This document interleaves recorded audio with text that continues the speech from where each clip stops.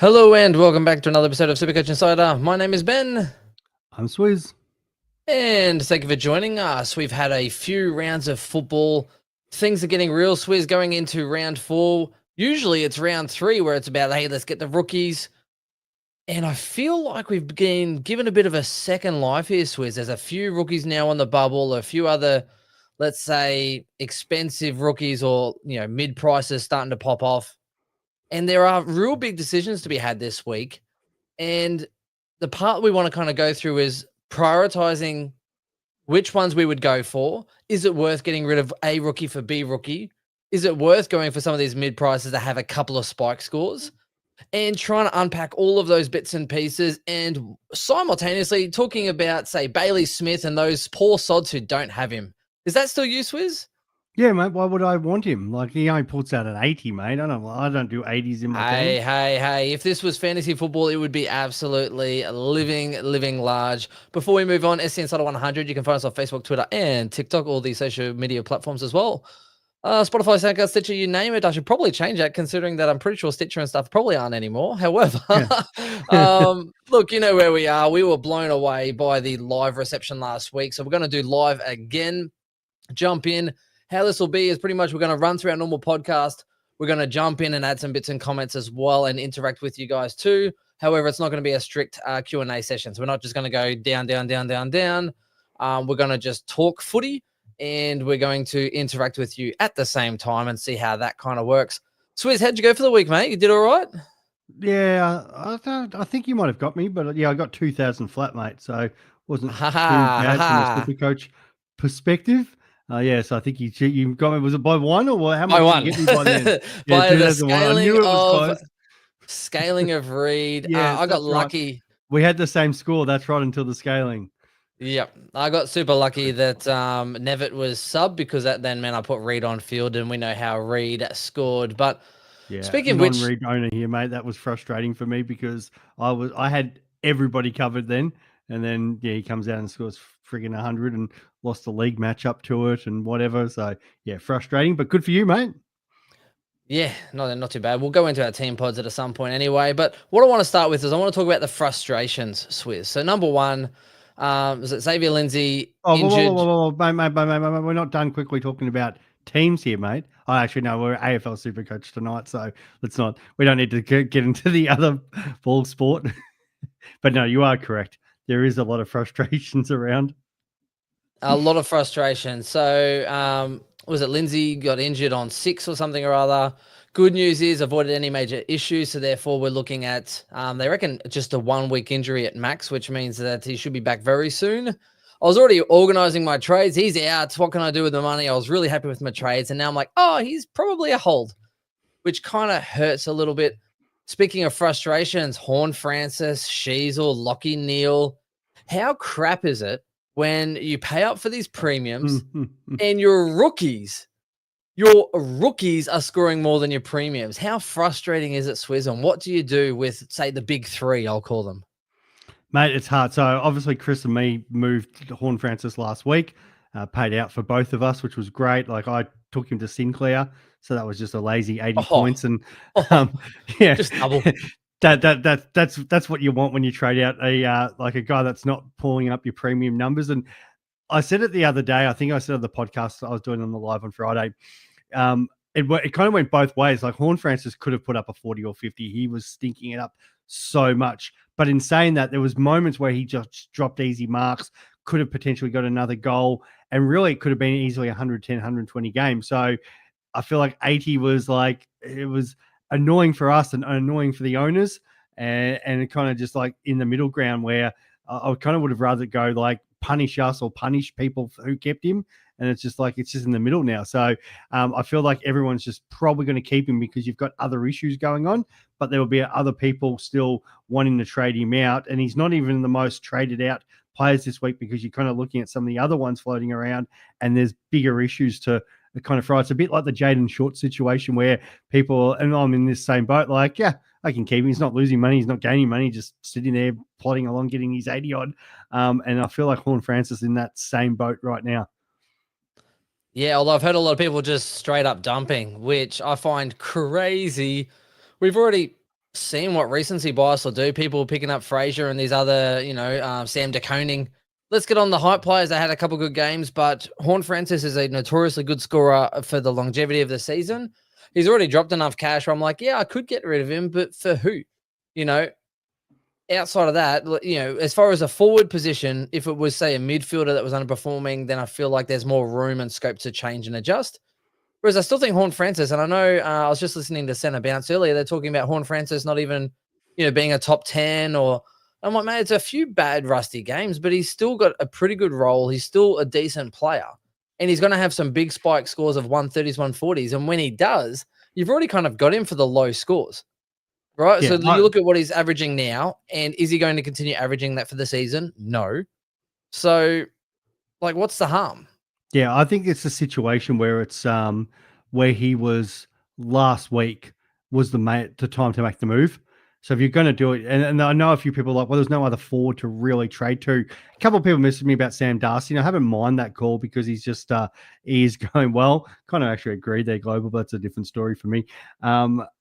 Where if you were going to move him, I think it had to be like what I was doing and moving him to a defender because there wasn't probably another obvious. I think shout out to a few people who actually moved him to Jackson. Great call, well done. But yeah, like the moving it to a premium defender, I don't think you could have just moved him to a mid-pricer. I didn't like that kind of just idea because you're actually then taking away a guy that should still be top 6. And as I said, if he takes that mark like that, he absolutely bananaed one was it Rioli? Kicked it, like hit him up, and he dropped the easiest mark inside 50. So right there, he then gets a shot on goal. That's probably another 12 points there. And I think he missed one where he didn't even kick the 40 meters, and it just kind of faded away. So he could have got another score impact there. And all of a sudden, if he kicks 3 goals, he probably finishes on 110, 120. And he's actually quite good again, and he gets up that premium score. And we know forwards this year aren't traveling well, so he only really needs to find an extra little bit. The flip side to that, geez, he looked unfit. That second and third quarter, he was really struggling. Now a few of the other guys were, because apparently it was quite warm in Marvel and everything like that. But if you kind of looked, how he was going, he was struggling big time. So, and he wasn't alone there. Like obviously Rosie was struggling. A couple of the Port players looked short of a gallop. So. Port just look bad in general. They kind of do as well, but I think it's fitness. Like Carlton's the same at the moment. Like they're just not running out games. Port look the same. There's a few teams that, for whatever reason, I don't know if they've had illness go through on, or it's been a different pre-season with their, how they've set themselves up for their training and strength and conditioning person. But they do look a little bit off the pace. Yeah, you're definitely right there. Shedhead as well. You missed it, Swizzy. So Joe here is sitting there going, have I missed something? What's up with the get up? Yeah. And look, this is it. So I'm wearing, for those at home, I am wearing a Melbourne D's jacket for this evening. Now the Lions are going well, right? We're 3-0. Things are great. Yeah, we won the Bears. Go the Bears. Get around them. And there's a lot of Max Gawn old owners, the Bears, the Max Gawn old owners, the Clary owners. And I thought, you know what? What better way to sort of prop up some Melbourne love and get behind your premiums like your Clary, like your Max Gawn. So I thought I would show some love and wear my D's jacket today because they certainly need some love. And when a lot of people own their premiums, they need a lot of love. Speaking of which, the Carlton one, some great memes going around as well. Thank you, Carlton, for releasing a promotional beer so fast, the Carlton Zeros. Oh, man, I hate it, but, oh, man, it's good, hey. So the other thing I want to talk about, JHF, is as well, the other one that people are definitely talking about is the Shees. Now, Shees was one of the most expensive players in the competition, and he has been extremely frustrating so far. So Sam 8944, I agree. The only good side, so North Melbourne don't need him in the midfield as much as they did. Like Powell's there, man. When Wardlaw comes back in, LDU, they're quite strong.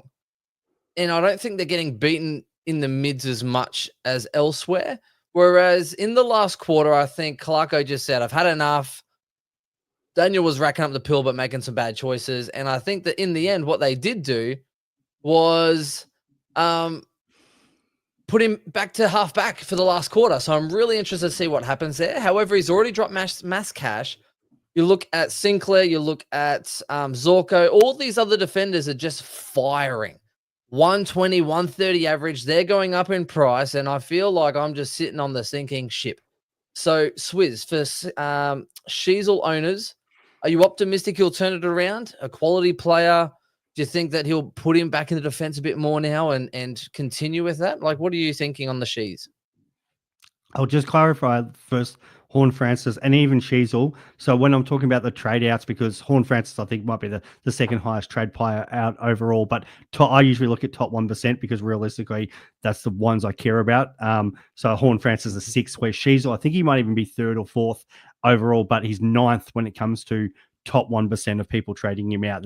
Obviously they're trading out a lot more different people because a lot of the top players will always hold their premiums. The fact that he's already lost sort of 44K now, yes, he's got this massive break even. He's playing Sydney, could get the Jordan tag where, there's a world where he could drop another 50K.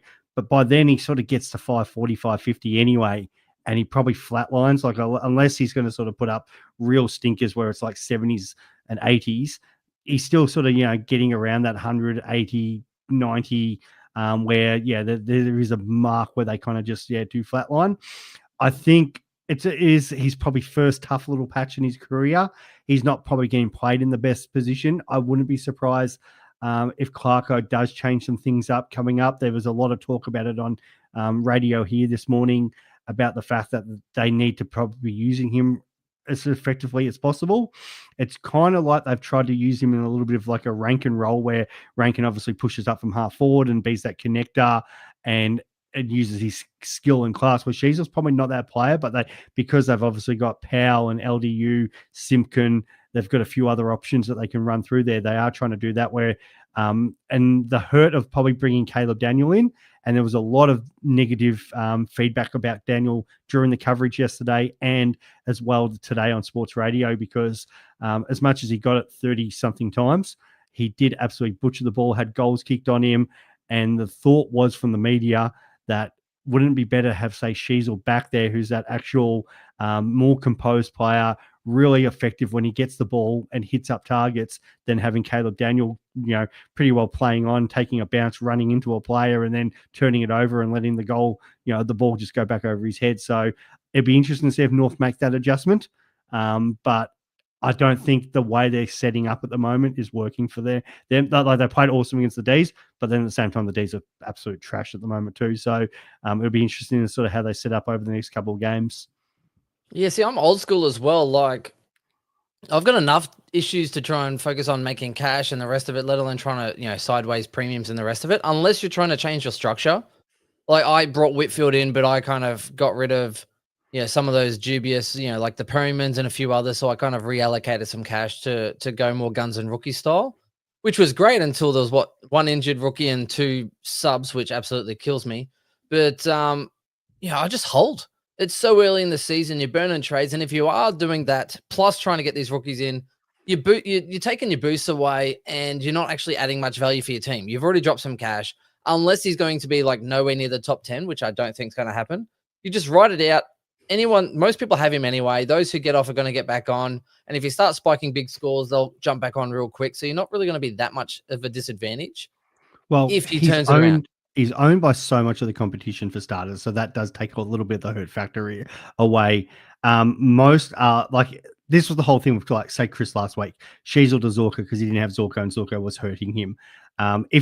This is where if you don't have Zorko, or I was big on Sinclair, even maybe Geordie Clark, it's slightly a different situation, and I can kind of understand that move a little bit. But some people are like, yeah, he's going to lose cash. But he doesn't lose cash if you never trade him out. So if he comes good, okay, somebody might give him more value, but so much of the competition have him anyway. It's not like this guy's like Bailey Dell, for example, who was 1% or 2% owned. And if you wanted to jump on him or Phil Callahan, and both of them didn't work out last week, but long term, got maybe kissed to get to his school. And we actually knew that was kind of going to happen because I'd been talking about that. So, but if you wanted to get them on that cheaper price, you had to kind of go then. And last week, it kind of made sense because Sheasel down to Bailey Dell made you 100K that you could do stuff with your side as well. So now it's only like a 30K gap. So you're literally side swapping premiums, and you start to burn trades if you're doing that each week. Speaking about burning trades, Chris has got a burning fever or something going Yes, on. he And does. as you know, last week we kind of came in late. We put out the feelers. So our sub for the week, ladies and gentlemen, drum roll, please. He was in the chat. SC Pro, Supercoach Pro, mate. Jump on in. How we doing? Yeah, good, mate. How are you guys doing this evening? Great. Good, good. It's always warm here. I'm wearing a D's jumper, so that probably sums up how I'm feeling right now. And I'm bringing back the Bears. Got my Derrimut one out today. I'm just at work, but I ducked out for this for a bit. So, yeah. I love that. I love Right. doing the podcast at work. So we've gone through a couple of the outside of like, what should we touch on Lockie Neal or should we just back him in? Like that's probably the last frustrating player. Well, that it's we not the probably wanna last touch. one because I'm looking at there's two rucks that are Gawn? one's getting high. Well, and Cherry's like from that top No. 1% I was talking about. Yes, top 1%. He's like the second or third highest most traded out person. Oh, you know what it is? People just the thing opens, they dump out Cherry, and it gets to a Thursday, and then they go, "Oh, come on back, mate!" Like once he's named. Well, as long as he's named, but there might be a little bit concerned about that hamstring. But he played it out. Clarko even downplayed then it, saying Bailey Smith played it out first week too. Yeah, he's going to be Bailey R1 Smith. for the year as well. Yeah, paper mache Smithy. Lockie Neal's the other one though. So Will Ashcroft dominating, McCluggage dominating, Neal tagged twice in a row. It's the same thing. He's already dropped quite a lot of cash. I think it's about 60K, isn't it? It's substantial compared to what you paid for him. He's about 580 something K now. Do you just have to hold at this point? They play Richmond this week. Yeah, 100% you do, mate. I'll just cut you in straight there. Like this is the reason we've picked him for these. Yeah, it worked out reasonably well for the West Coast game. The 133. We knew he had the Tigers where like the last couple of games against them, he's gone 162 and 143, which happens to be his break even anyway. So he's most likely to probably get his break even or close enough against the Tigers as it is. And then you've got a Dogs team and a Pies team, which, usually you can score against. I'll probably go midfield versus midfield. And probably maybe Perryman does a bit of a lockdown on the Collingwood game, but it's not as, likely. And then not long after that, it's like North Melbourne and Melbourne, who are just horrible as well. So there's enough games there where I want Lockie Neal. You just got to ride out the bad scores, which is unfortunate. And maybe it would have been better to have jumped on Dunkley originally, but we can't do anything like that now. So I think you sit and ride and he's probably the most likely VC or captain option if you've got him this week. He's definitely a C option. I reckon he hits his break even this week anyway, a 140 for me. Yeah.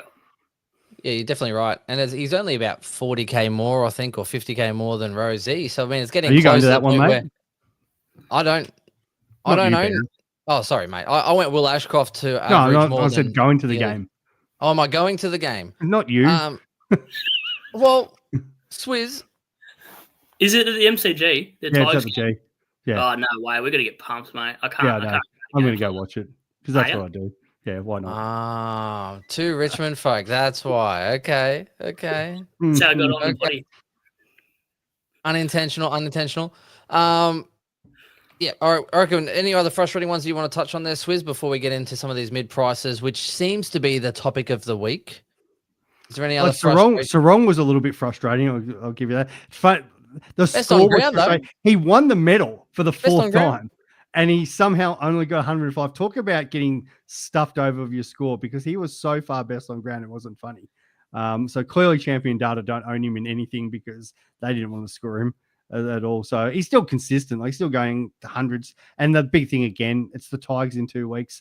He's probably going to absolutely destroy us there. So it's frustrating, but it's a common thing with all these primos. Rosie looked awful. That was one of the worst games I've ever seen Connor Rosie play. And they didn't show up at all. So, but the thing will happen this week. St Kilda coming off a kind of a bruise-free game for the second half. The first half was a good contest, but second half, and then Port, who have just will get beaten up in the media, just like they did first week against the Pies, and they came out and smoked us. They get beaten up in the media this week, obviously led by their former champion, Kane Corns, who will just be riding them all week. And then they'll come up against St Kilda this week and they'll put in a great performance. And then they'll probably get flogged by Hawthorn the following week. So wouldn't be surprised if Rosie rebounds and probably scores 120, 130, because that seems to be how Port are probably going to go this year. Frustrating, though. Just I want to jump off all Port players. I'm not going to lie. I want to jump off all premiums, mate. Outside of defenders. I just want a team of defenders, premium defenders. Look awesome. Yeah, Rosie and Richards for me burnt me this week, and Clary and Finn Callahan. So I had a shocking week, but I'm still in the top 2K just. Yeah, and there's been a lot of the mid price hype players too, like your Fraser, Sam de Koning.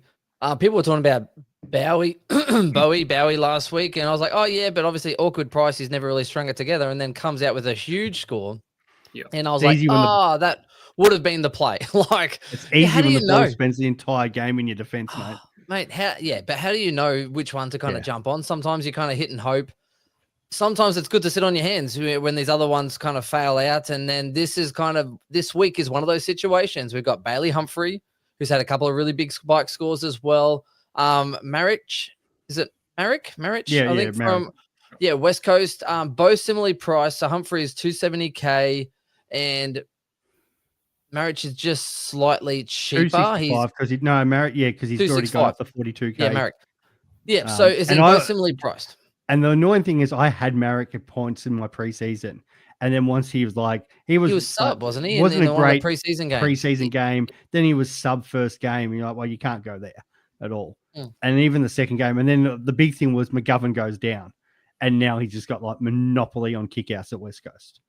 Yeah, I think he had 9 out of 16 kickouts. So and he played on from every one. So you're talking quite a lot of points there. If the ball's in the back line, quite a lot as well.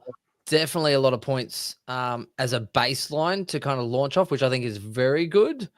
McGovern, I think some awareness. So he looks like he won't play this week coming, but I don't know how long. I don't think they've released a time frame yet. Not yet. On his actual injury, but that does really increase his stocks. Now, I like the fact, outside of the fact he's a forward mid, I wish he was a forward defender. That would have solved some real issues in a couple of weeks, but he racked up plenty of the pill. He had a huge kick to handball ratio, so pretty much just kicked all the time. Got his kick-ins as well. The only downside was a lot of his possession was uncontested, so he was kind of getting that cheap ball and then delivering it forward from that. But I think he's a very solid option. But is he more solid than Humphrey B. Bear? That is the question. That's what a lot of people want to know this week. We look at the comments and it's like, hey, which one are you going for? If you have to choose one, do you want both? That's pretty much where we're at. Is Humphrey a trap? So let's start with Humphrey. Humphrey B. Bear. Marrick or Humphrey? Plenty of comments here. Another one, Humphrey, Marrick, worth it. Right? So let's start with Humphrey, and then we'll talk about Marrick a little bit, and then we'll land our plane as far as if you can get both or if you can get one. I'll let our guest go first because I've got a bit to say about Humphrey. Yeah, I like the Humphrey pick. I think the CBAs are about 30%. He did this a couple of years ago as well. He had a bit of a heater and then dropped off. So that's the only concern there. Gold Coast also had, a bit of an easy run so far. So the score's hard to tell with this kind of player. But if he goes wrong, you kind of with the crowd on this anyway. I think he's going to be highly traded in. So there's not a lot of 4-to-1 options to go to this year. So what I'm actually thinking of doing is actually splitting Horn Francis and Campo into 2 picks, being Humphrey and Marrick, and just hopefully one of them pings off and the other makes 100K at worst case, just to sort of fix up that forward line. Already got McRae, Daniel, all the normal names, but sometimes it's worth taking a risk. But on the flip side to that, we're just seeing Fraser and SDK both just gone in 1 week. So it could honestly do that again, but sometimes you got to risk it to, sort of make that play of being in top 500. And that's what I'm willing to do this year, is be a little bit more aggressive. So I think Humphrey is worth it, but I guess, in 2 weeks' time, we can probably assess that and see if we failed or we didn't. So what do you guys think? Yeah, so I went to the game, and so I was there for the first 3 quarters, and it was amazing because I kept seeing this guy lead up. I'm like, geez, this guy's awesome. I'm thinking it's one of their new guys or whatever. I'm like, oh, no, that's Bailey Humphrey. It's just, what a beast. And then he was sort of like swapping around with Flanders and Tuke, especially Flanders for him. So you'd have Humphrey start forward, Flanders in the mid forward, and then they'd swap around. And I felt like it was and then Tuke was probably more relieving the 2 main guys in Anderson and Rowell. So he was getting some CBAs. But as you said, a couple easy kills. Melbourne could have not looked any worse if they tried. They've got a couple more challenging games coming up. Obviously, Richmond soon, but Adelaide is a massive game this week. And we know the Suns play so well at home, but the Crows are playing really good football. And I would have rather this game last week to see how Humphrey goes up against a proper competition, which is the problem. And it's not like it's the greatest stat line. Like, again, there wasn't a lot of points going around for the Ds, and he had a real effectiveness on the game, but it was still only 23 touches. And, I think he kicked the goal. It was fairly early enough why the score was, in the first quarter, why the game was close. So he's probably getting max points there. But as you said, there is a worry there because, is this a false economy where we're just sort of seeing a guy who, against weaker opposition is dominating while the Suns are just, putting their foot down and showing what they can do, but against actually proper opposition, does that sort of come back to a 70 or that? And then, but at that price, is that enough? Because he is slightly cheaper than what our SDK and the Fraser is. So less risk than those guys, but there is some question marks there, Benny boy. I think the 100K cheap is also very, very much notable. Whereas when you're spending 360 to, 380, it's a lot more risk and you need to have more sustained high scores. Whereas the thing that I was really wanting to see, because preseason I was very much big on him, but how do you split hairs and who do you bring in? And then they had that buy, right? Yeah. Now, the thing that I wanted to see happened. So Tuke Miller, round 1 against West Coast, had a huge amount of CBAs. We're talking about maybe 70% or something. I think it was like 19 out of 20 something. He had a huge amount of CBAs. And then what happened is Flanders came back in. Humphrey had the same amount, if not more CBAs than the week before, or the game before, should I say. And it was Tuke that actually really dropped off. His CBAs went from like 19 down to 6 or 8. He dropped well off. Whereas now it's pretty much Flanders and Humphrey, same. And they're pretty much switching roles. So one will be forward, pushing up, and doing all the good team things. And then the other one will be his CBA mid and very much impactful. So he's covering the ground well. Even when they chip it across sideways, he's just hunting. He's absolutely putting pressure on. He's relentless. He's got a really good role. And for his price, he's already had a couple good scores. This week is I think Adelaide still let up quite a lot of scores, and they're still an attacking team. They like to play fast footy. And I think this will be a really good matchup because the Suns were also trying to play fast link-up football. It was kind of like go, go, go, handball, link up. And the Crows are very much doing the same. They're trying to link up, handball, run and gun, carry. And the Suns are very much doing the same thing. So I think it'll be an absolute shootout this week for that game. But I think also once you get through the Crows, so it's Crows at home, which is way better than Crows away. Then you've got, North Melbourne and Richmond both on the road Richmond back. So they're the two great games. And then after that, it gets really tough. So it could be a 3-week kind of play. But go in for 3 weeks and then dump out, or 3-4 weeks, because you'll probably get at least another couple of rises after that. You can play them on field. The rookies have been good, but they sort of drop the occasional low one. Once you get to after round 5, the DPPs come in, 1 up, 1 down, and then bang, you got yourself a Warner. Do you know what I mean? And that's how I'm kind of looking at it. I want to jump on those DPPs as soon as I can to try and get ahead of the pack. And I'm looking for short-term gains. I'm actually considering going both of these guys. That's pretty much where I'm at. The thing with Humphrey and even all the Suns, so it's an interesting 3 weeks they've got coming up because it's going to be hot up in Brisbane this week. It's a Saturday 1:10 game. I think the clocks, maybe actually the clocks haven't changed yet. So what will it be? Maybe a 12 o'clock game again in about 30 degrees. So there might be a lot of rotation going on then. And then they've got the 2 road games on the road. They go and gather round in Adelaide, obviously North Melbourne, and then follow up against Richmond in Marvel. So hot game, travel before coming home, and then that harder fixture. So is there a chance that a lot more rotation of that sort of midfield, especially the Richmond and North game? And could that be actually a benefit for him? Because obviously Anderson, Rao, and probably Tuke are going to have to carry a lot more, and as Brian says, Flanders, a lot more of it this week up against the Crows, so they're going to want a good performance. So maybe we don't get the big game from Humphrey this week, but maybe the following 2 weeks when they're kind of maybe rotating, and especially against Richmond, I can see them giving maybe more opportunities to your sort of Bailey Humphreys types once they've got the game under control.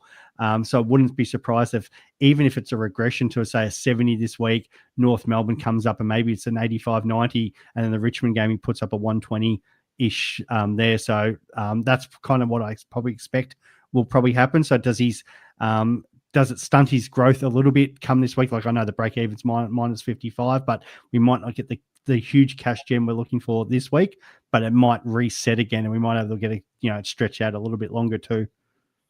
12:20 is the game this week, and they also play at 12:35. My time the week after. You realize it's the same down there, though, Swizz, right? You're on daylight savings, and it's pretty much your 1:30 game is actually a 12:30 game, right? So, as in you're still playing in the middle of the day too. It's just maybe not. Well, it's 1:30. Yeah, well, it's 1:30 our time, but it's of course. But it's daylight savings. There's a difference, still midday. mate. It's 18, 19 degrees here. It's 30 you're using degrees the whole up. cow analogy here. Oh, the cows, the daylight savings, the Queensland mate, but folk. the temperature's different, mate. It's 18 degrees here today. And we had a lot of rain. Playing in 30 degrees weather is obviously, and that's what the Brisbane players said last week against West Coast. Like that absolutely zapped them. And the fact, as I said, travel after that, it's a big 3 weeks for the Suns there. And we had like 90% humidity today because of all the rain we've had. It's been horrid. Right. The other thing to note with the Suns as well, just for Humphrey. So when they do come back, obviously, so they play the North, they play Richmond, they come back to People's Stadium, they play the Swans there. Then they play the Lions at the Gabba, and then they play Tuantia as well, and we know their record, obviously, in Darwin is huge as well. I think they're undefeated for many years gone by. I'm all for it, to be honest. I think the upside is there, and I think you just ride it. The price is good enough. And, I mean, what's the alternative? So, this is where it only kind of fits in, though. So, if you have like a Sam Pepper and you're not you're happy with him and you've got a little bit of cash, that would make sense. If you've gone your Peatlings or any of these mid prices that are kind of failed and they're 350, Sanders you're not happy with or whatever, then this could be a play to kind of fix up your team, try and get some short-term cash and then go. Whereas if you're kind of going guns and rookies, unless you're trading like a Jaden Short or someone and using some DPP switch arounds, it might be hard for people to even get one of these guys in their side. So is it really team dependent? As in, if it fits your structure and you've got people that aren't doing well that you can then move some cash around? Or are you looking to kind of really change some of your structures and get rid of some premiums and forcing the issue? So what's the play here, Supercoach Pro? I think it's actually almost getting your buy structure right. So I'm looking at getting rid of Horn Francis and Campo because they got the round 12 buy. So if I can turn them into Bailey Smith and Marek, then come round 12, if I'm holding on to guys like that still, albeit I'm probably going to flick Humpty after the Richmond game, I then just trying to move off loading on a round 12 buy, which I have, Chera and players like that. So for me, I think Humpty's more of a 4-week play, as you alluded to too, with those DPPs in round 6. Those players that are midfielders getting forward status coming down in price, you might only have to pay 50k up from a Petrarca or something like that from a Humpty and just, cash it in. And then you're the first, a lot of people to grab a track at F6 there and you're laughing. So for me, I think Marek's probably more of a longer-term play than a Humpty, but I actually like them both. But I wouldn't be ruining your whole entire structure around bringing these two in. I'd only do it if you're really sick of a Horn Francis and you want to split two into one dead rookie and a primo that's failing into two wild picks and just shoot for the stars. But other than that, I wouldn't be trying to break my side away if I thought, I've got guys that are averaging 80 or I've got decent rookies in my forward line. You don't, break your side for a move like this. This is just a month play, and if it goes well, it goes well, and if not, you're with the other 15-20% of people that try to do the same thing with you. So just how I write it. The hard thing does come because we're sort of going through, I know Grimmer and I were talking about this off air, the amount of players that we could potentially trade in this week. So outside the two mid prices, the obvious ones, Humphrey and Marriage, and then you've got Bailey Smith for those who don't have him. So there's three guys in that between 250 and 380, 90 range. Then you've got the premiums. So people obviously looking at Matty Rowell because he's absolutely on fire. He's probably the old fish memory. And Anderson's another one because now the Suns are through that. You've still got those couple premium defenders, like you might not have Zorko, you might not have Sinclair, those sort of guys as well. So there's that sort of discussion as well. And then we've got these rookies. So we saw what Murphy Reed done. His break even still really good. Langford now with the sort of the setup at Melbourne, and he got that opportunity through the guts and looked awesome. Looked like he could win the Rising Star this year in that sort of form. And then you've got Moraes from Port Adelaide, who could have not done any more to find his way in our team. So it's a frustrating week because we probably kind of need 4, 5, 6 trades to get all this happening. And we've got to make the decision where, okay, do we want the rookies who maybe not the most consistent on-field scorers, but are probably going to make the most cash? Do we want the premiums who aren't going to make cash, but are they going to be the best scorers, or the ones in the middle who do a little bit of cash making for us, but at the same time should score well enough to potentially match? So there's some big decisions on hand for a lot of our listeners, and even our guys as content creators. Ooh, and everywhere you're looking, you got the sub vest just creeping after whoever you pick.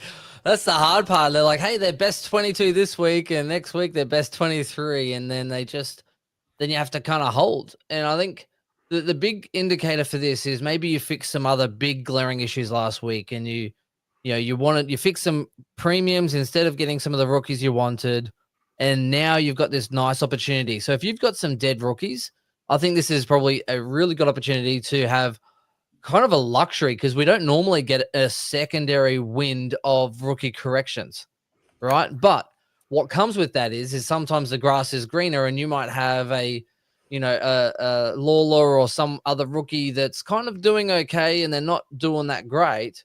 And then the grass looks greener, and you're going, oh, should I kind of now pick up one of these other players? Do you know what I mean? So the big one was all like Nevitt. So Nevitt was sub. Looks like he could make a lot of cash, but are you jumping from, say, a Nevitt to a Moraes just because one of them had a good round and one of them was sub?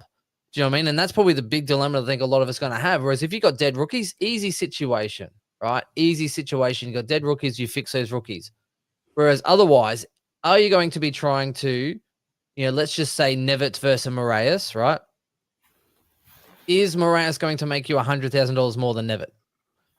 That's probably the question that you need to start with and kind of work back from there. So Moraes has a lot of questions overhead as well. And I'll get your guys' intake on this, and we'll probably start with him because he's probably the cheapest. 113K, break even of -79. So he's projected to go up by 53,000 this week. I'm not even sure what his projected score is. It's only 42, so 42, yeah. So if he has another good round, has another big round, it does change everything. But Joe makes a great point straight off. It's just like, can't play Essendon every week, and that is true. Like, he's had a soft draw. He's had Richmond Essendon, and yep. This is where, like, he looked good though. He has. But you see, this is some great comments, like, straight off into the chat, and I think that this is worthy. Where, like, dead end is saying points on field where possible. So is it better to go, obviously, the more likely premiums? We've seen it with the sub players already. And I apologize because I didn't mention Bice because I've already had him, but he is on, obviously, that bubble that people were looking at too. So that's just another player in all this that comes into the thought. So, but the sub fest, as Joe has said, like, we saw this with Nevitt on the weekend, Hewitt, some of these young players on any given week can get, so Moraes could play well this week, make bulk cash. At the same time, he could have a 50, and then the following week he's the sub. So it's Bice could be in the same boat, could come back and get 100 again. All of a sudden, back-to-back hundreds, you miss out on him. He's making bulk cash. But what if it's a poor game and then he finds himself as the sub the following week again? And this is kind of the issue with some of these rookies. So I do like Moraes. And the moment the weekend's that first Thursday night game, I'm like, cool, I already know how I'm trading him in. Easy. It'll make 100K. I was saying, if you don't need to necessarily get Henderson because we've got Moraes there, rough, 14K more, but probably got the better role. Henderson playing, that forward line role in Melbourne versus a guy that's playing midfield time in at Port. But then we do know Port's got, Butters and, players coming around too. So that's going to affect it as well. So what's the long term there? And now, we've got other rookies and we've got presented other guys. So there's no obvious answer, but you are right, like Nevitt down to Moraes, at least that makes 70K straight off, and then you're probably going to make 50, 60, 70K at least first week.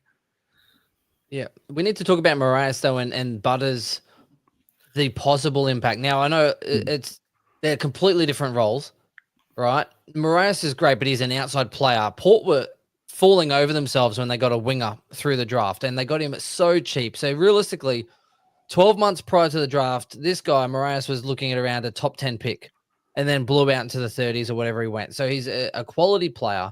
I thought he looked really composed. I think Port have been looking for a winger for quite a while. They tried to play some halfbacks up on the wing and things haven't quite worked out, whereas now they genuinely have a winger. So I think if he plays well and he keeps playing well, that role is his. But as we know, with the wing, he's a young guy. He could have fluctuations. And also if the ball's on the other side, you're not getting it. So, I mean, what do you think about Pro? What do you think?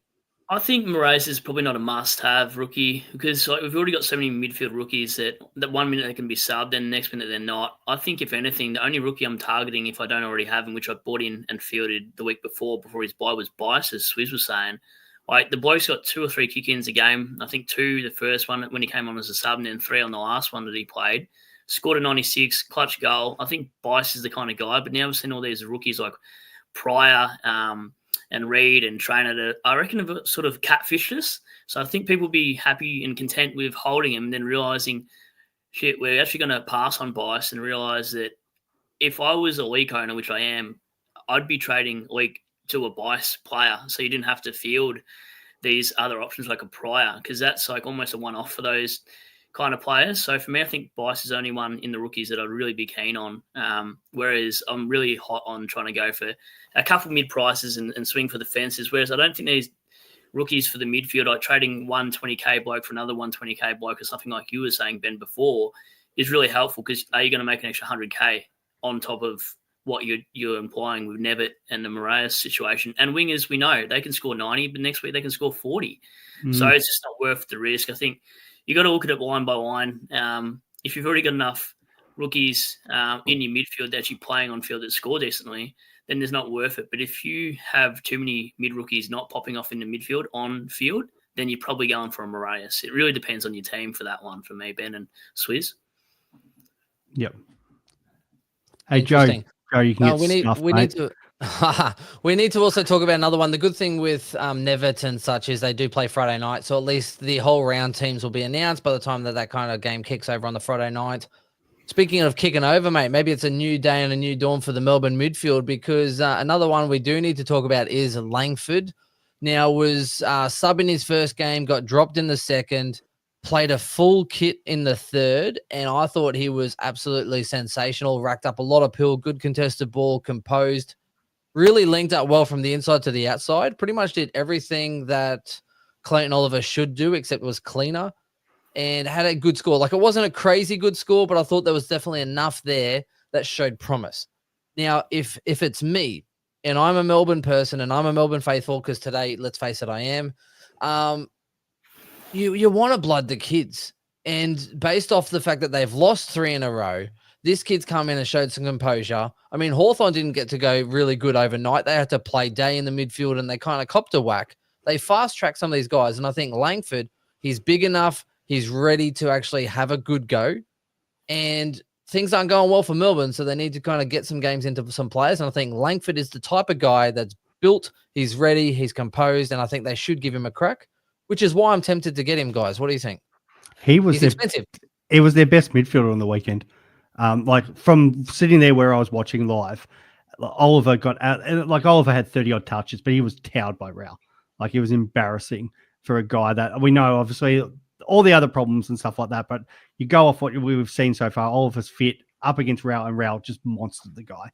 When two gingers go to head, Swizz, the bigger one wins. That's pretty well what. And one ginger just absolutely destroyed him. But Langford, as you said, was composed. I think there was a comment there that he was probably the best one at hitting up targets in the forward line.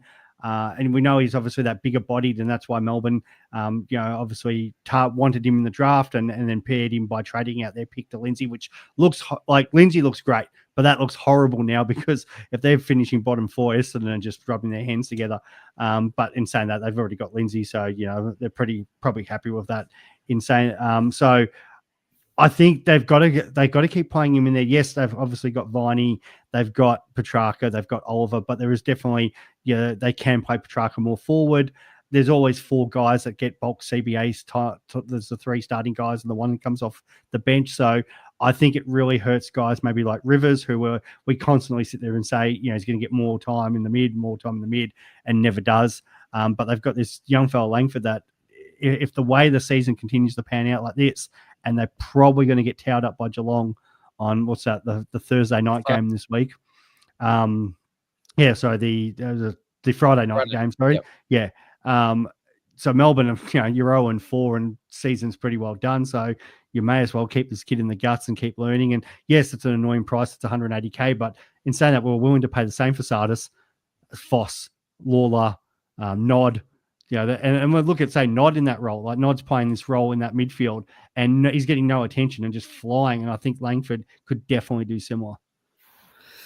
I'm not sold on the pick. I'm going to play devil's advocate. I just think a guy that's already been starting as sub the last couple of games, they could easily do it another game early on just to ease him into the game. And dropped. Yeah, well, it's Goodwin. Who knows? A Goodwin. Like, they could, like you guys were saying before, Rivers could even go back into the midfield as well if they want to change it up, track. There's too many positions in that midfield to rotate around. I'm not sure if Langford plays forward for a bit at the time as well for, a couple of weeks in a row. So for me, I'd actually rather pay the 20 grand extra and go Reed from Fremantle if I'm going to do that. Just he looks really good. The 50 in his first score was pretty poor, but that was 4 goals and played deep forward. But he's just looked better as the game's gone on. For me, Langford, I'm probably not looking at him either, but I don't mind it. I think it'd be a bit of a pod rookie potentially as well. So I hate overpaying though, and it's so frustrating when you could have got someone for 130 and now you're looking at 200,000. But I mean, it's the crazy part though. So I don't like the Reed because Young's back in a week. Yeah, I think he's they still have Richmond to come, so I think there's still a lot of scope to score well. But I'm not paying 200 for a guy that, sorry, Richmond guys, but there is a lot of scoring chains, and Reed's doing well leading up, and actually a lot of score assists. So he wasn't high in possessions, but his high impact meant that he scored really well. There's the same thing with Langford. The reason I am tempted is that he looked great by a foot, right? But you just double clicked me, Swizz. You're right, but the thing is, he hasn't gone up in price yet, and someone did mention as well, like, hey, like his break even's low, but it's not in the negatives. I mean, I think it's like a 2, or it's enough where if you could wait a week, right? But if he scores an 80, he's going up around 40k, and then are you paying 220 for another guy? And I don't know about you, but there's been enough solid rookies that are around that 113k mark, and we've already seen with the Finn O'Sullivans, the Lawlers, and the rest of it. The 200k guys, they need to do it that little bit more to actually be, worth it. Whereas you've already got for about 50k more, you're looking at, your Marrick, and you've got, about 100k more, and you've got your Humphreys. They're seasoned bodies. So I think, I don't know if I've just gotten rid of, say, Sardis, Finn O'Sullivan to bring in another 180k, 200k player. I think there's enough value elsewhere that might make money faster. So I'm on the fence with Langford. Yeah. Well, Dead End said, but you're overpaying for Marriage now anyway because he's gone up 40k. But you were happy to do that. I'm a hypocrite. So, but with he's seen a little bit of role. He's still cheap enough with what he's putting out, and if he's getting kickouts with a lot of West Coast kickouts, it seems, then there's 30 points per game. So at least I know he's probably going to be hitting me 70s to 100s depending on his week, and I think I can kind of handle that for a little bit of cash. But yeah, that is very hypocritical. I don't like paying more. Humphrey, though, he's my number one. Yeah, that's an interesting point too. Swiddy comes in for him. I'm cheap. It's more the fact I don't really like Cheese. It's the fact that Young comes into that midfield. So then the guy that pushes. Where have we lost you? I don't really like Cheese. Yeah, sorry. But then the player that was in that midfield now gets pushed out into a. So at the moment they're playing. Even a Driscoll actually had less CBAs this week. He was down to 2, but they've got, Johnson's now playing as that third main guy. You'd expect him to go down a little bit less. Shea Bolton and Erasmus both played 11 CBAs this week. So Young comes in and, at times last year was like the number 1-2 guy. Erasmus is out. Number 3. So Young goes, but Erasmus goes or Bolton goes more up forward. So does that now mean Reed's pushed to the bench? And as somebody else said there, there's like other Fremantle players. So you got Young, Switter, Walters, Amira, Warner, Fife, the forgotten man here for Fremantle, probably the greatest player of all time. So it'll fit in this team. And that's kind of the worry I've always had with Murphy Reed is like, how soon do these Fremantle players come back in? And the kid looks a jet, but you can't. I think he's overtaken some of these guys. Walters is now a sub or nothing. I think Reed's came in and pretty much overtook Erasmus, overtook Johnson. Those are the first 2 out. No, I haven't. And it's mainly with his creativity forward of center and his linking up of play, I think is something that they need. And Walters will be sub or anything, if at all. Fife will be the interesting one. He's probably more depth. O'Driscoll will get pushed out to the wing instead of being in the midfield. So there is, and Sharp will get dropped too. So, I mean, there is at least 3 guys in that list I think will get dropped before him. just based on what his role is within the team. I think they need that more than they need other players to play kind of midfield or on wing. Yeah, that's the difference.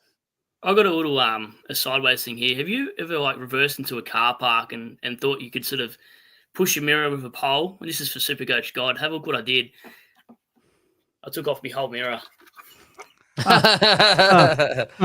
Don't worry, mate. I've had car dramas this week too. I like the Ben obviously took over and did the live last Wednesday because I was having all sorts of car dramas over the last week. So, mate, I'm with you on that. Mate, it's just so frustrating. You know what we call that? We call that the bolter because you're always looking over your shoulder. That's like my side this weekend. That's how my side went. Basically, how my went. Yep. Yeah, for me, it was I literally got home after a long day of work, tried to take my key out, and my key wouldn't come out of my car ignition, just randomly. So off locksmiths, RACV, and then you've had mechanics and whatever, and they've all got different theories on that. So that's been a fun few days trying to sort out cars, mate. Catch this, right? I'll just give you a quick one. On Friday or Thursday night, I went to the Nelly concert. I woke up Friday morning. I was pretty hungover. I was telling the guys last night on the other stream. I was like, "Where's my car?" Anyway, I just realised what a clearway is. $485 I had to go pick up from the impound. I didn't get married or a tattoo face or anything else that happened. But yeah, just $485 later, go to get my car. And my card got declined, so I had to get cashed out. You know how broke I looked doing that? I was like, what the hell's going on here? So, yeah, anyway. That's a good question, mate. I'll have to think about that because I've got a late in on Friday, so I actually don't know that. I'll definitely be going to Richmond, Brisbane, probably most likely with DR, so that should be good. Just trying to think. This weekend, the Suns are playing. What day are they playing? Saturday, 1:10. Oh, Saturday. I'll be going to Coolangatta on Saturday, which isn't far from the game. Maybe I should make it in. Supercoach God asked me what I'm drinking. I'm drinking a Glen Scotia. I could pronounce this incorrect. Bordeaux red wine cask finish. And the last one I was drinking was obviously an Irish. Now, I'm opening these because I don't really care for them. So I'm kind of just doing for the ones that I can do without. So I thought I'll do that. Or if I have two, sometimes I'll open up one, which happens a lot for me. So there you go. If anyone does know me, I've probably got about 80 to 90 bottles of whiskey, and they're probably all between $120 to $200 a bottle. And I'm trying to stop is where we are at with that one. What else is the main agenda this week, guys? Because all I can think about is if you're making cash, you're fine. I think there's a lot of FOMO of looking elsewhere. Like, I mean, Curtin, I had an all preseason, but he had a couple of dud games, and he's come out with a real cracker to start his generation. You look at Max Hall as well. Like, I didn't start him, and I could have, but he had a poor game. And then obviously came out with another good score and scored Richmond, 85 or whatever he got. So now he's made 50K and he's spiking in score. So I think it's really much Russian roulette. I think, Trainer, I was expecting to dump, let alone let him score a 90. So if you're making cash, you're going to upgrade your side. No one's team's perfect. And if you look like, unless you've got a dead rookie that's just completely dropped, and, Leak, I don't think will come back because he was playing forward and they just brought a couple forwards in. Otherwise, if you got guys that are on playing or at least sub, hope for a bit of luck and try and make some cash to make some upgrades. So I'm more worried about the downgrades. I mean, who's gonna come through to maybe come into our sides later? Yeah, exactly. To Sam, just quickly, Soligo, mate. Geez, if you're one of the 0.6 people that went him instead of Callahan, you are laughing. That kid looks amazing in there. So it's good. There's a bit, and this is the hard thing because people are now asking about Camperoli, asking about a few different players. And I was saying to somebody off air before, because obviously my NRL is going way better than my AFL, and I'm in the situation where there's two players I want to bring in, but in that position I've got no obvious player to trade out, and I think that's where a few people are kind of looking at going, well, the only kind of you might have say Lindsay, but he could be a keep because he might only miss 1 week.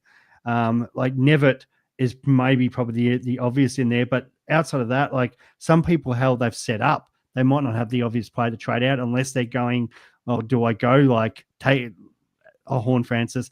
Maybe it is Clary. maybe it's somebody like that to make Marriage and Humphrey work if that's how you're going to go. So I think there's going to be different avenues. And that's probably the one good thing, the fact that there's 6, 7, 8 different options this week for people, because if it's probably only 2 or 3 options, we probably all get on there. Like we did with Lindsay last week. It didn't work out for the 2 or 3 people who didn't get on. Great for them, but most of the community affected. Hey, at least Lindsay's coming back. So, yeah, and that's the 2. He's still coming back anyway. But with so many options, we actually have a situation in Supercoach where so many different people are going to go different combinations. And this is going to be a real interesting to see how they go, how much cash they make, but the rankings and how that all changes for us over the next sort of 2-3 weeks. You're calling it Supercoach Chow Mein, are you? The combination. Number 55, Sorry. mate. I was going to ask, do you guys think if you wanted to be different, like let's say around the mark of where I'm at the moment, would you get rid of Sheasel? Because he's highly owned. His role sort of isn't there. He went back to the halfback afterwards, but if he's starting a lot forward, he's like 60, 70, whatever it is, % owned.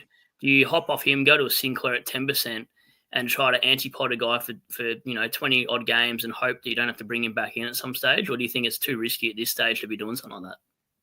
I think the good thing is if you anti-pod or you trade out, let's say Horne-Francis and Sheasel in general, forwards and defenders, right? And even if they play partial mid, that's fine anyway. They're going to have some big scores, but they're going to have a few that drop out. But you're still going to be able to pick up, say, Horne-Francis for around 520, 550. Do you know what I mean? So if you get rid of him, it's not like he's going to go over 600, 650, like a midfielder where you're like, oh, how am I going to find the cash to get a day cost? Or how am I going to find the cash to get this guy? Because they're so expensive. And you're always looking for the cheaper option, so you never get there. I think Sheasel's kind of in that bracket at the moment with the way he's playing, because he is down on confidence and his role's not really set in a producive way. And we knew he was racking it up as a defender. They've brought in another guy that can rack it up in defense, and they're playing him mid and forward, and he's doing the team thing. He's linking up.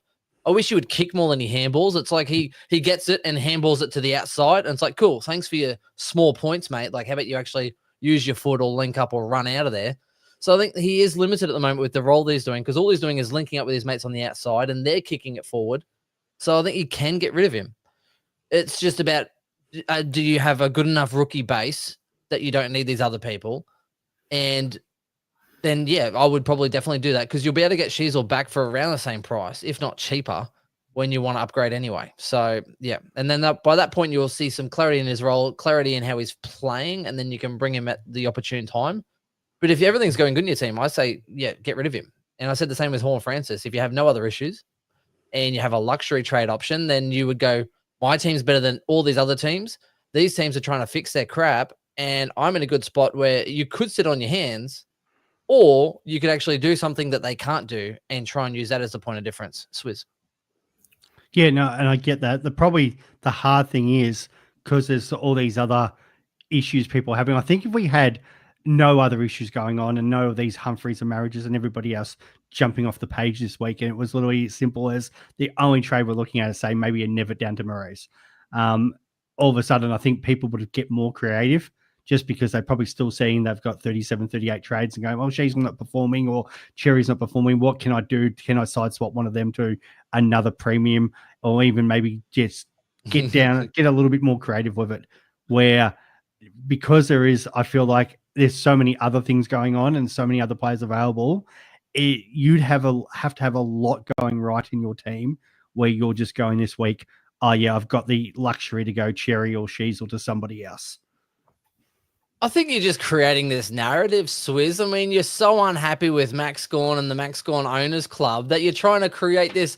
Oh, mate, have you seen the percentage? Get off. Join us. You get on and have a look at that percentage. Get off your rucks, you said. Get off your rucks. You know what? He had a half. I'm not advocating for it. I'm just saying that's what's happening. Creating a narrative to tie us Cherry owners in with you, Max Gawn owners. And guess what? He had half a leg and still outscored Gawn in a full game. And he was on that bench getting a rub down for half of it. Gawn's useless. Narrative. Oh, man, he looks awful. I've seen him try. Yeah. The mini Gawn looks better almost. Johnson. People saying Max Gawn VC this week though to the moon. I mean, yeah, mate, it's right now of the top 1%. Obviously, Lindsay, DeConning, Rosie, Cherry, Foz, and then Horne-Francis are the most traded out of the top 1%.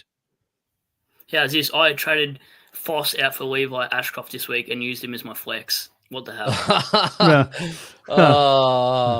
You know what? JP, so former winner JP, big fan. He, I think he rode out and played, what is it? Draper from Adelaide, who was sub, and put him on field instead of Finn O'Sullivan because he's like, you know what? I don't trust you that much that I'm actually going to play a sub over you, which I thought was great. Pretty much same in the end, but really good value there.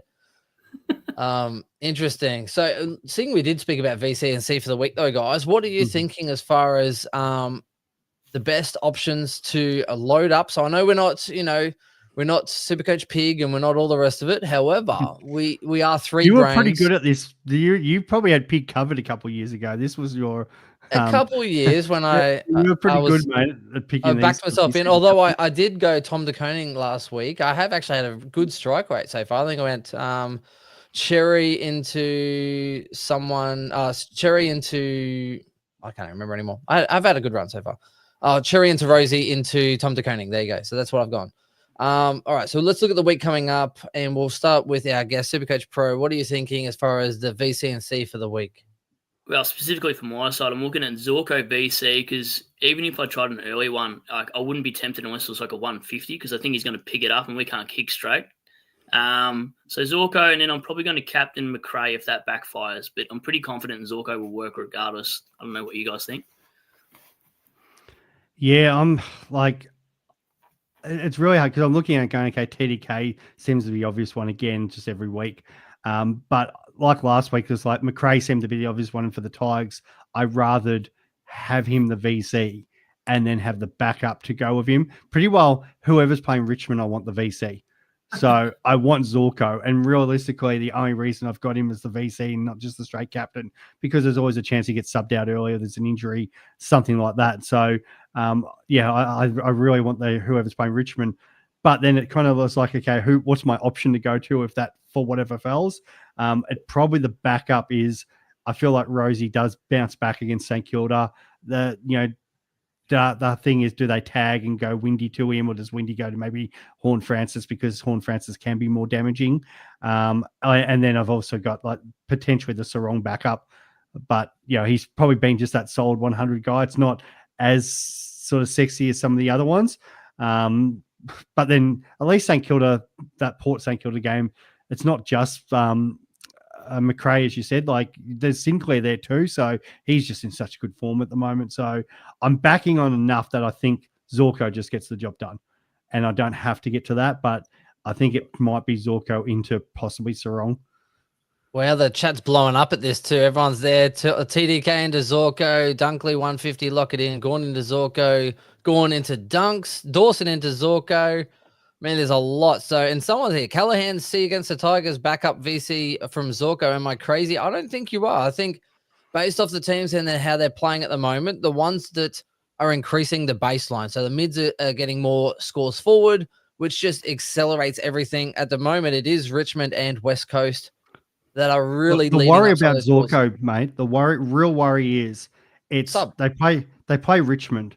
And then, that's it. And then it's straight over to Gather Round. I'm just trying to see when are you playing Gather Round? It is, who do you have there? We play on Saturday against the Dogs in the afternoon. Saturday against the Dogs. So if they're ever going to rest Zorko, it could be this week. So maybe that is the VC Neil, which is probably the better option if you've got him, because if they're going to, unless there's an early injury, and that's the thing, there could always be early injuries. But if we're expecting what Brisbane should do, especially the fact that they're actually getting a bit of heat this week in the media because they've come from behind 3 games in a row, and they're probably not playing their best footy for at least the first half, it wouldn't surprise me if Brisbane come out and just go bang, bang, bang, bang. And as much as we were competitive for half a game last week, I think Brisbane probably do an absolute number on us. And if they get 10 goals up, surely they're going to Zorko. We've got bigger fish to fry with the Dogs next week. You're just coming to the bench. And that is a massive worry. And they've done it before. So but you're right though. The first 3 weeks they've been trailing. And if you're trailing, so same as everyone thought that would probably happen last year a little bit more, but because they were chasing their tail and they had to win games, they weren't subbing him. And especially because they let some scores out, but he has been subbed before tactically. Now you look, there's a lot of other younger players in there and they're doing it. So if they are playing well and they are ahead and they're not at risk of losing the game, then Zorko is very much in the frame to get rested because he is 36 or older. I don't know. I think he's old. your mate. You should know that. I know. But I don't like to think of age because then I think he's younger than me and he's like, we're friends. We're kind of on the same level. We're same age. Anyway, Katrina gets responses from him on Instagram. So there you go. You can't add him as a friend on Instagram, except she can actually message him on Instagram. So there you go. That says everything that I need to know about my priorities in life. But yeah, so that is the big worry with Zorko. Now, I'm for one huge on any Richmond or West Coast game as a great baseline. So for this week as well, I am definitely considering probably Tom de Koning. I think against those mobile rucks, I think he will do really well. Carlton's under the pump too. So if they win, and meanwhile, he was on 142, got to 148, went back to 142, still had hit out, still had handball, still had gathered it from the ruck. Scores went nowhere. And then at the end of the game got scaled backwards. Literally, if they won that game, he was going 150, 160. But because they lost it in a close one, all the points went to Bailey Dale, and it's okay. It's fine. But if they won the game, and I think Carlton are due, if not to win, but to put in a good effort. And as far as a ruck is going, he's scoring extremely well for a VC purpose. I think he's extremely valuable. I'd be worried about North and Sherry if they name another tall to possibly give him a chop out because that kind of ruins any scope for confidence. And if they're going to do it, it's this week. Because just after the knock that Cherry obviously copped. So it wouldn't surprise me if this is the week they make changes to this side. Yeah, check team announcements on that one. So I'm hoping TDK will pretty much get me most of the way there. And yeah, I don't know. Will Ashcroft against Richmond, anyone? Killer week last week at 70 or 140? You're probably right on that. He probably goes 150. They've got to rest Cherry for finals anyway, don't they, Swizz? Sorry? They've got to rest Cherry for finals, North Melbourne. Well, that's right, isn't it? That's what we've been hearing. Oh, it's tough. Hey, actually, it is actually a really tough ride. There was a great question of a little bit about best 18 too. So, I think, but Brian, it's lots of best 18 rounds this year. So I think the scoring players during buys is more important than previous years. But the thing is, this is our last best 18 until we hit those middle buys as well. So the strategy completely changes because from next week on, we've got to get the best, 22 plus the flex looking after it. So where we've probably got a little bit of the old KO TD this week because how well the rookies did in a week where the premium, some of them didn't perform so well, but best 18, it didn't really matter. I feel like that could be people, I think, might trust the rookies too much come next and then forget the fact that we do have best 22 the following week. And all of a sudden these rookies probably will regress. And then we're stuck with situations where some of these rookies aren't going to score as well as last time. So yeah, that'll be an interesting one to see how that plays out. I've got to say, Supercoach. I thought you were a Richmond fan, mate. It looks like you're a Suns. He's got on. Now. I mean, the Giants. It's a big sound. I'm subbing out because I've got to go back to work. I'm late, so I'm going to have to start a little bit earlier tomorrow because I'm on Arvo shift. I'm a supervisor, so if work sees this, I wasn't here. It's just I've got a twin. I love it. You go do what you need to do, mate. Appreciate you for jumping on. Thanks for jumping on, bro. We'll probably just do a little 10-15 minute of Q&A to finish it anyway. So appreciate you for jumping on and go the Lions. Thanks, mate. Thanks for having me. Thanks, mate. See you. Braddle's off to work. Love the yeah, man. It's an interesting one. This is a week I wish I've actually changed it over. I've convinced myself to change from Zorko to Neil now. Neil, if you have Neil, I think you should just definitely do that. I don't own Zorko or Neil. Yeah, I think that there's a world where they could sub Neil off as well, but you'd think of the two, he needs confidence. He needs touches. That's the thing. He needs to kill. He'll play more than what Zorko. Zorko, the only way it happens is the Richmond St Kilda game, and it's close at half time. But then obviously the Saints kicked away with it. But let's just say the Lions only kick away by 4 or 5 goals at 3/4 time. And then I expect the Lions to win this by 10, 15 goals. But if it takes them a bit longer, then maybe Zorko stays out there long, and maybe it's not until halfway through the last quarter. But just the fact that it is 2 back-to-back games on the road for the Lions, there is going to be man management here, and it's a massive game against the Dogs the following week. So, yeah, I think that's going to be an interesting one. I can see that's going to potentially let down some people. And I think there's probably this random VC or captain who, like last week, a couple people, and I was nearly going to do it, and I was just so annoyed I didn't. Once Still pulled out, people jumped on Sinclair, and very small percentage, but obviously got rewarded with that. So I feel like Geelong's always a team like that. There might be a late out to somebody where you go, oh, well, that's an obvious one now. Let's put on, maybe it's gone, maybe it's the other way around. Or would you, there might be, say maybe a ranking against his old team, because he's probably been in second, third gear, and wouldn't surprise me if this is a game where he plays more midfield and absolutely rips his game apart. And all of a sudden, like, ranking goes to 140, and I was like, oh, well, would have loved to have gone on him.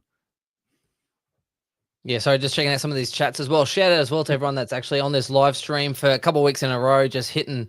So this week, all podcasts, we're hitting over 100 people. Last week on there's about 100, 150, just absolutely loving it as well. And the people online, I know we don't answer all the questions because we are trying to kind of include you in the live stream and do our podcast as usual, but it's also great there. And anyone that does do a paid comment as well gets straight up to get answered regardless of where we are at within the stream. If you pay, you will also get to jump in as well. So Travis here, would you trade Callaghan to Basley? Now that's dangerous considering that they are about to play an absolute bunny side this week. Swizz, would you get rid of Callaghan? No, not for bad. Not when they're playing West Coast. No. Hell no. And if anything, Callaghan's like a VC captain option. Had a horrible game. I nearly brought in Callaghan, but he did have a large uncontested game. So if they don't get their outside game going and he doesn't get the meters gained and the score assists and all the rest of it, I think he would probably suffer a little bit. But high ceiling, and we've already said best 18, you want high ceiling players. So I think you might as well kind of hold them, right? Just hold them for a bit, wait for the buys, upgrade around them, and get especially when you have a look at forward. what Freo did on the like Freo didn't play that great, and they had Jackson 165, Brayshaw 131, Reed 106, Sarong 105, O'Driscoll 104. Like, that's their midfielders, and yeah, they've all put up big numbers this week. So you think Green, Callaghan, those guys are going to go huge. Mate, speaking of big numbers, you can't get any bigger number than having God on your side. Now, I know there is a fantasy God and he likes to curse us. So, in order to counteract, if I could get my bloody words right, to counteract that God, I'm going to bring in the actual Supercoach God. Supercoach God to our team. Hail praise to the Supercoach God. Who are you VCing and seeing this week? We need some luck on our side, mate. Best 18 sucks. The rookies are getting subbed out of the game. We need some love. We need to be #blessed for any of the old-time listeners. What do you got this week? Well, thanks for having me on, lads. VC and C, I think you scared me out of Zorko VC now. You've really... Oh, mate. Good to see you too, mate. It was good catching up with you last week. Oh, yeah. No, that was great, mate. It was good fun. That was a great day. Great night. VC, I think will be Zorko or TDK now that you've scared me. Back yourself in, God. Come on.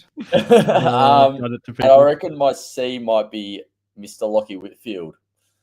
Ooh, actually, that's a good shout. He was going to the moon before Hawks came back into the game. He was it like near 3/4 time? He was pretty much hitting 100 already. He looked like he was on track for a 140, 150. And Hawks just got all the points for the back end of that game. But you have to decide, though. I mean, you can't be having water and wine. You got to kind of pick a road. Yeah, I think I'll probably go VC TDK. I think that's probably more likely. It's the safer option, I think, considering that's what everyone's been doing every week pretty much. But, yeah, I think Captain Whitfield would be very nice, considering I'm going to get him in this week. So for Mr. Jaden Short, who can't even score 90 against a St Kilda side. So, yeah, I tell you what, Whitfield better do some nice things for me. Yeah, I think Whitfield's going for the moon. Mental Pig has a great question here, guys. So before we get into some Q&A, so if you are listening on the live stream, dump some questions down here because we're probably going to do about 5 to 10 minutes of actual Q&A to finish this out today, which will be great for the listeners at home and on the podcast as well. You get to hear a few different questions and maybe it will actually relate to your team as well. But what we'll do while you actually put these comments in the comment section, your questions, should I say? Pig says, how long has everyone been playing fantasy? So this is a great question for all three of us. Awesome question. It's a great question. So I'll let Supercoach God go. So as in, you've been around for 2025 years. I mean, how long have you been playing fantasy football? I think I started, I would have been in year 9. So 2 I would years ago. say 2019, I think, was when I started. And any memorable moments from like your first season, like a fuck up you did or a good success story? Well, I reckon my second season, like the first season was a bit of a write-off. I don't really remember much of it, to be honest, because I think it was just, you remember your first years, like it was pretty bad. Like you don't know what you're doing. Talk about Supercoach? Yeah, Supercoach. Okay, sorry. Yeah, no, I've never played AFL fantasy. I don't touch that game. I don't like it. But I was talking about sex, but yeah, go on. Yeah. No,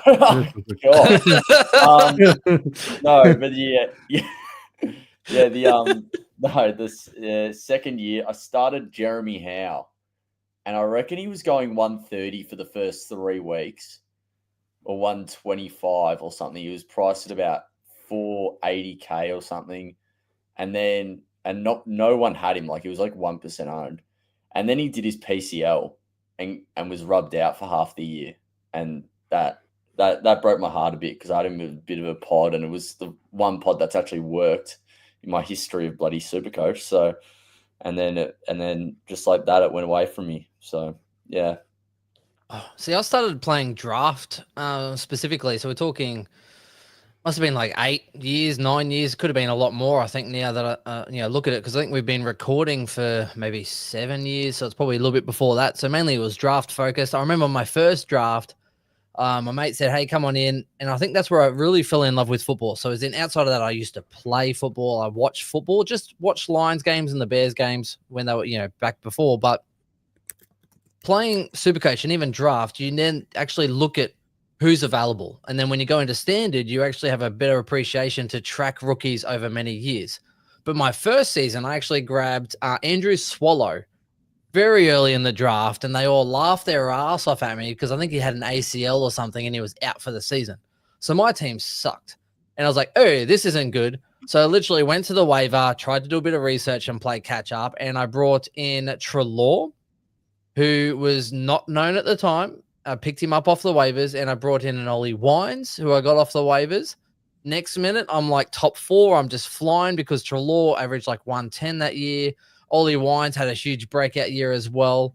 And that's pretty much how my journey started. So, but for standard, if you followed the stream for a while, played draft for a lot of years. Chris and I just talked a lot. And if you know Chris, he talks a lot. And we thought, you know what, let's just do a podcast. We started having some listeners. Now it's blown up into this big thing. We've had 1 million streams across YouTube and Spotify, etc. Swizz has been on and been an extended family, if not doing more of the heavy lifting. So Swizz, we love you more than anything. And then you get this great interaction with the community where you have like 100 people on a stream, lots of views.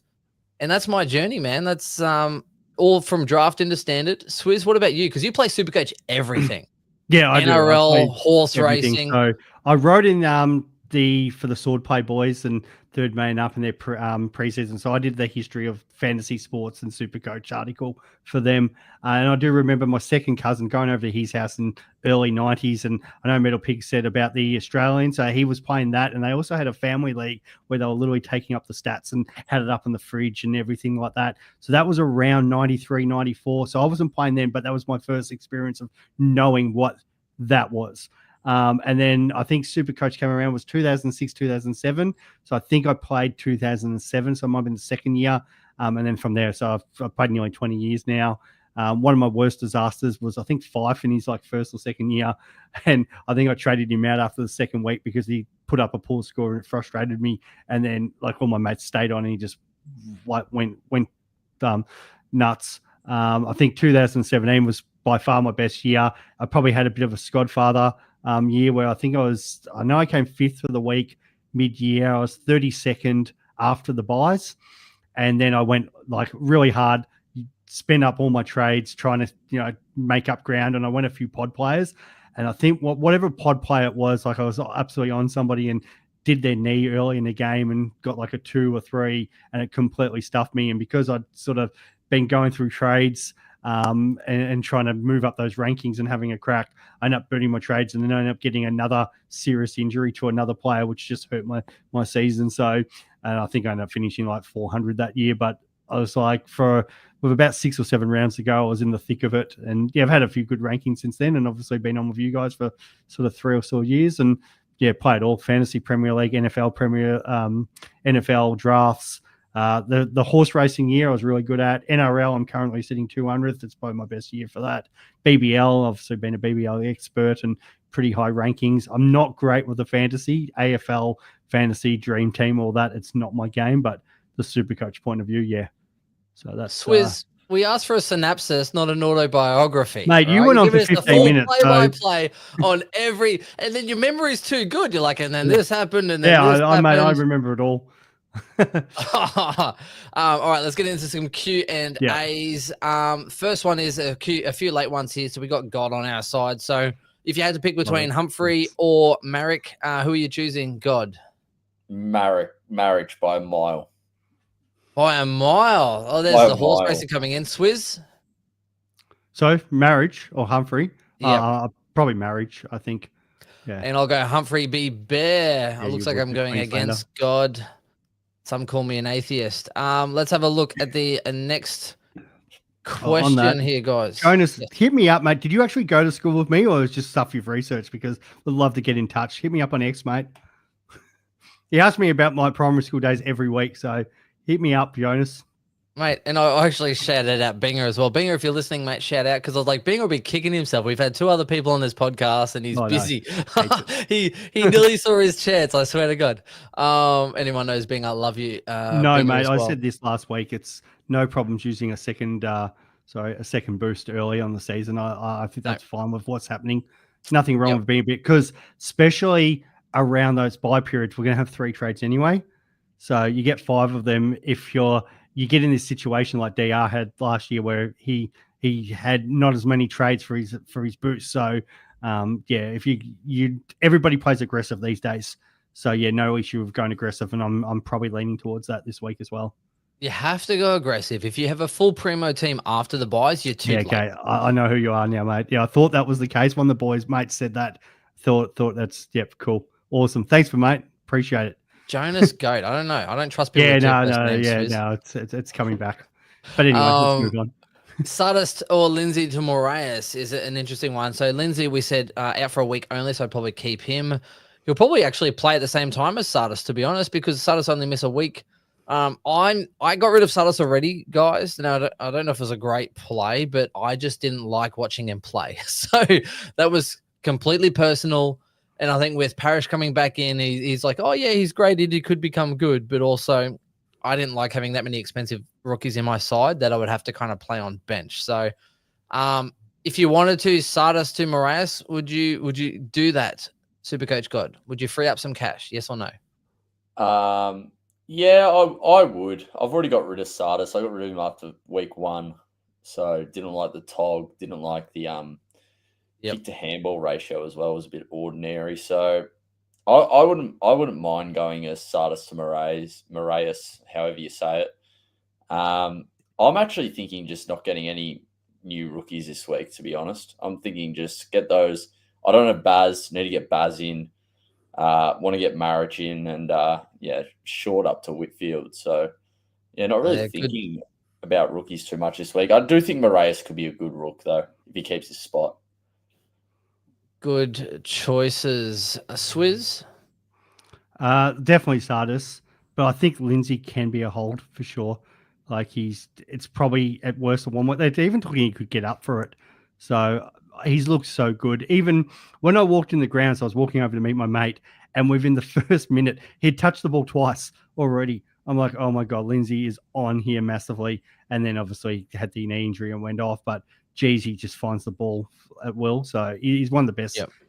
Like long term, They want to some play. of these players will develop and go ahead of him, no problems. But I think for what he brings to Melbourne, he fits their system really well.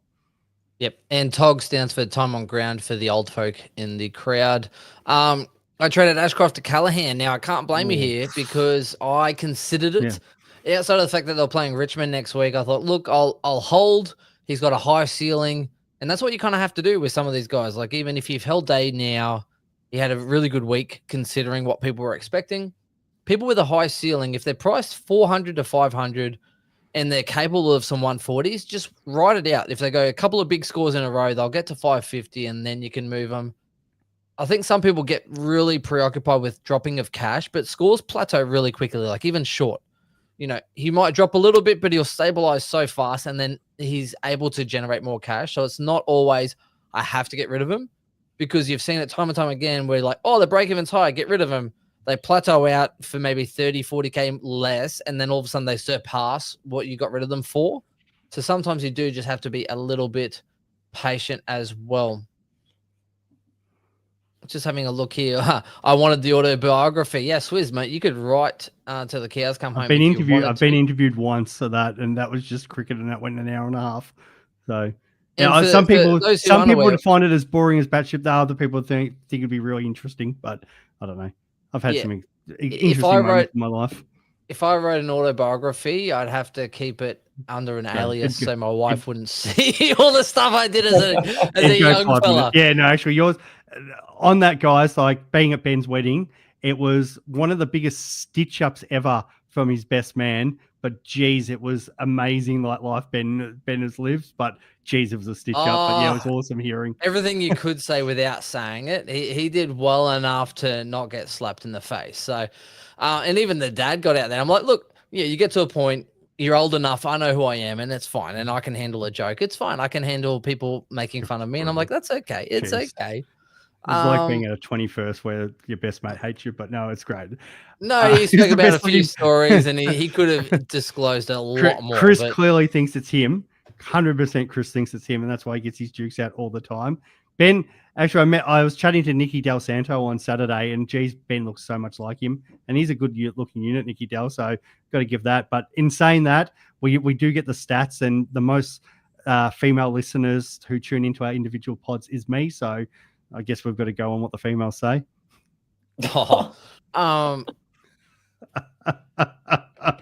jeez. Is there a good site outside of paying for Supercoach?